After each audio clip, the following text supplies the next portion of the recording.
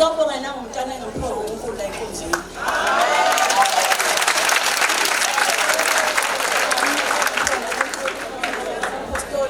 Ngiyabonga bonke abazali bale enkonzweni bakithi. Bangipha nangumntwana wami ofana.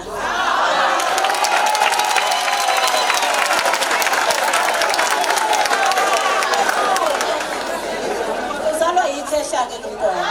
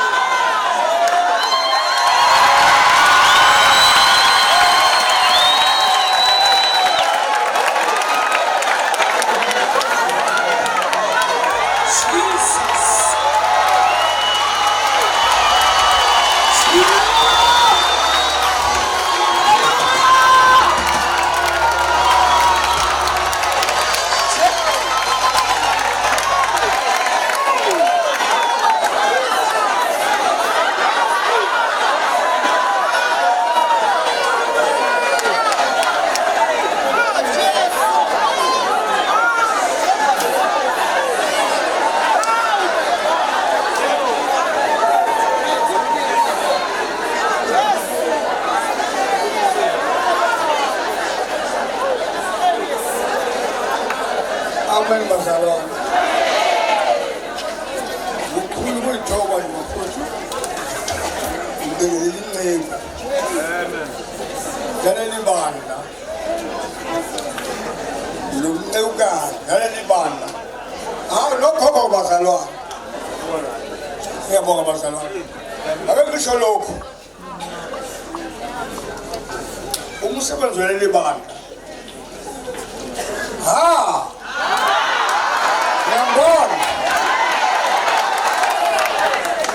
uNkulunkulu waleli banda awazi umsebenzi ukuthi umusa ugugile abantu banjani ophinde umusa kanjani ubamusa kakhulu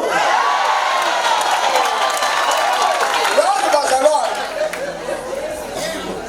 lokhu kweli banda angazi unjani mina ngangishiyoni-ke bazalwane ngangifihile mina ngingene kuleli bandi ngimanikana nje nalesi salukwaza sami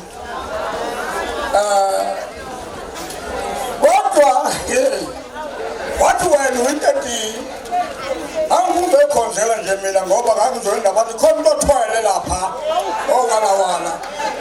owalawana sorry mfowethu ngikutshele lokhu uyabona namhlanje kunabantu abaningi namhlanje abakule nkonzo afuna ukwazi kahle ukuthi isebenza kanjani kungenzeka wena nje angazi bazalwane awuthi mbona ingane yami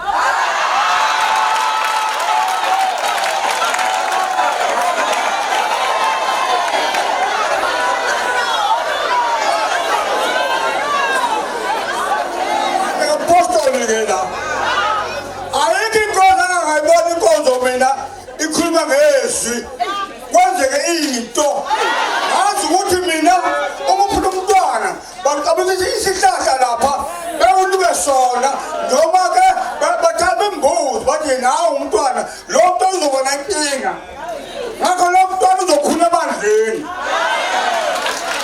akuyena wami womazi umpostoli uzonikela kuyo lo mntwana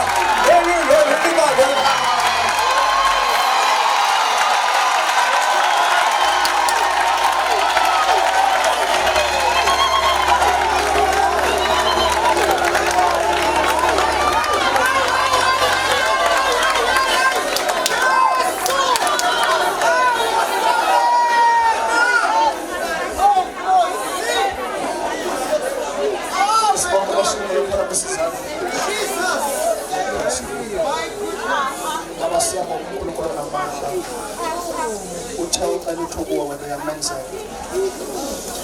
ababe khona bazalana khona imama